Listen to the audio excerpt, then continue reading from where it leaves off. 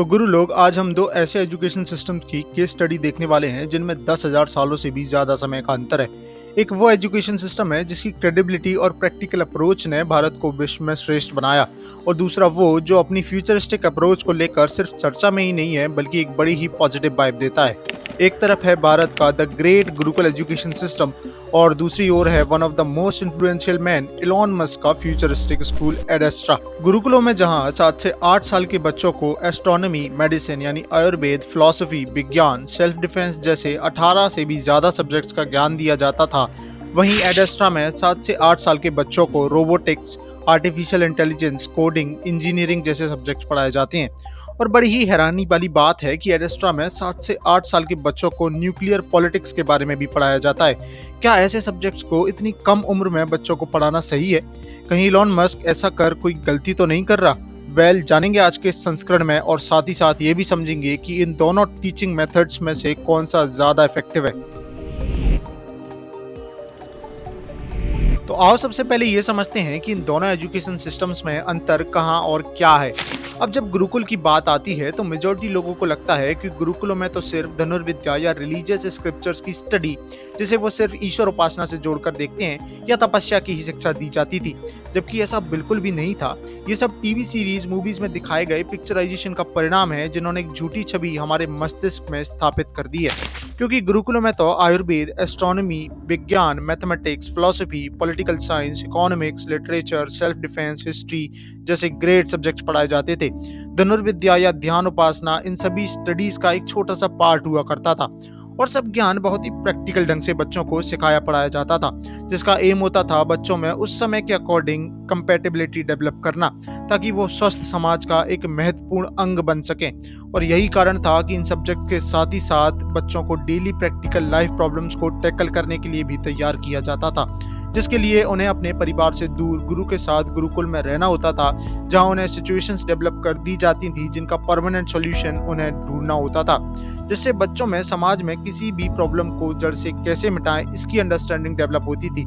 साथ ही साथ critical thinking methods को अप्लाई कर बच्चों के पर्सनैलिटी डेवलपमेंट और लाइफ स्किल पर भी ध्यान दिया जाता था। Seems like a real great place, right? अब इलॉन मस्क के फ्यूचरिस्टिक स्कूल एडेस्ट्रा के बारे में बात करें तो ये एजुकेशन सिस्टम फोकस करता है बच्चों में कॉम्प्लेक्स, इथिकल और जियोपॉलिटिकल अंडरस्टैंडिंग डेवलप करने पर। एडेस्ट्रा में बच्चों को एनवायरमेंटल इश्यूज के सॉल्यूशन निकालना, स्पेस एक्सप्लोरेशन, रोबोटिक्स और न्यूक्लियर पॉलिटिक्स जैसे कॉम्प्लेक्स प्रोजेक्ट्स की स्टडी और इनको टैकल करना सिखाया जाता है। मगर क्या इन छोटे 7 से 8 साल के बच्चों को न्यूक्लियर पॉलिटिक्स जैसे सब्जेक्ट्स पढ़ाना सही है? अपने बारे में एक बार सोचकर देखो, जब आप 7-8 साल के थे तो क्या आपको इस शब्द की भी जानकारी थी?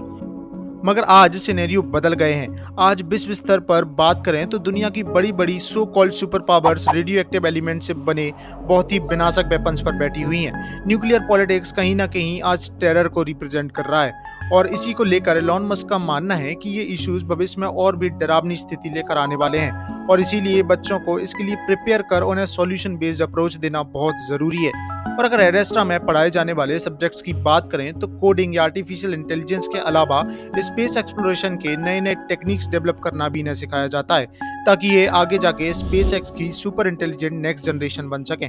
और यही कारण है कि इन बच्चों को फॉरेन लैंग्वेजेस या ह्यूमैनिटीज जैसे सब्जेक्ट्स नहीं पढ़ाए जाते, क्योंकि इलॉन मस्क का मानना है कि ऐसे सब्जेक्ट्स पर टाइम वेस्ट करने से क्या ही फायदा, जिन्हें एआई बेस्ड टेक फ्यूचर में आसानी से रिप्लेस कर सकते हैं। Take me to Los Angeles. Okay.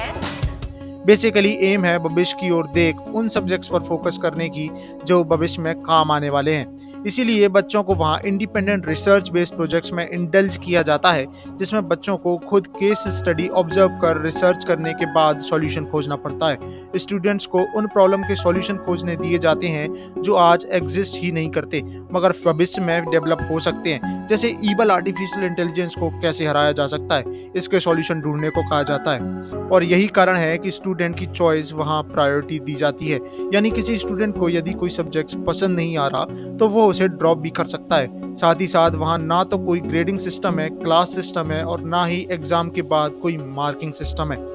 अब इसे यदि गुरुकुल सिस्टम से कंपेयर करें तो गुरुकुलों में ज्ञान श्रुति स्मृति के माध्यम से दिया जाता था, मगर इंग्लिश एजुकेशन जैसा नहीं कि एग्जाम के बाद उस ज्ञान का कोई मूल्य नहीं रहा, बल्कि गुरु से मिला ज्ञान बहुत ही प्रैक्टिकल हुआ करता था, जिसके बहुत से डेली लाइफ एप्लीकेशंस होने के कारण ये ज्ञान मस्तिष्क में बना रहता था। और यही कारण है कि एग्जाम के रूप में स्टूडेंट्स को गुरुकुल में मिले ज्ञान को प्रैक्टिकली डेमोन्स्ट्रेट करना होता था, ताकि ये पता चल सके कि उन्हें जो सिखाया गया है और जो उन्होंने सीखा है वो सही है। और ये प्रूफ या डेमोन्स्ट्रेट करने के बाद ही पाठ की समाप्ति होती थी। तो इन ऑल कंक्लूड करूं तो गुरुकुल में रिफ्लेक्टिव लर्निंग को प्रमोट किया जाता था। स्टूडेंट्स को स्वाध्याय कर सेल्फ डाउट या सेल्फ करेक्शन करना सिखाया जाता था, जिससे स्टूडेंट्स जिम्मेदार और अनुशासित बनते थे। अब अगर फ्यूचर की बात करें तो आज का इंग्लिश एजुकेशन सिस्टम इसके लिए बिल्कुल भी सूटेबल नहीं है। आज का English education system totally information based और एम्प्लॉयमेंट ओरिएंटेड होने के अलावा कुछ भी नहीं है, जिसके चलते स्टूडेंट्स पढ़ने या सीखने के बजाय रट्टा मार ग्रेड्स लाने पर फोकस करते हैं, क्योंकि वही उन्हें एक जॉब दिलवाएगा। बट यही चीज गुरुकुल या एडेस्ट्रा में संभव ही नहीं है। और शायद एडेस्ट्रा की ये वे ऑफ टीचिंग का ही रिजल्ट है कि 2015 में एडेस्ट्रा के स्टूडेंट्स ने मार्स के स्लोप स्ट्रीक एट केसाई वैली और नॉर्थ पोलर लेयर डिपॉजिट असल में कैसे दिखते हैं ये खोज निकाला था, जिस पर साइंटिस्ट का कहना था कि ये तस्वीरें उन्हें कभी नहीं मिलती यदि एडेस्ट्रा ने उनकी मदद नहीं की होती। जहां एडेस्ट्रा के स्टूडेंट्स ने मार्स पर खोज की है, तो वहीं गुरुकुल से श्री राम, श्री कृष्ण, पांडव, कौरव, चाणक्य, ब्रह्मगुप्त, चरक जैसे महान महापुरुष और वैज्ञानिक निकले, जिन्होंने एक या दो जनरेशन नहीं बल्कि संपूर्ण युग को दिशा दिखाई और आज भी दिखा रहे हैं।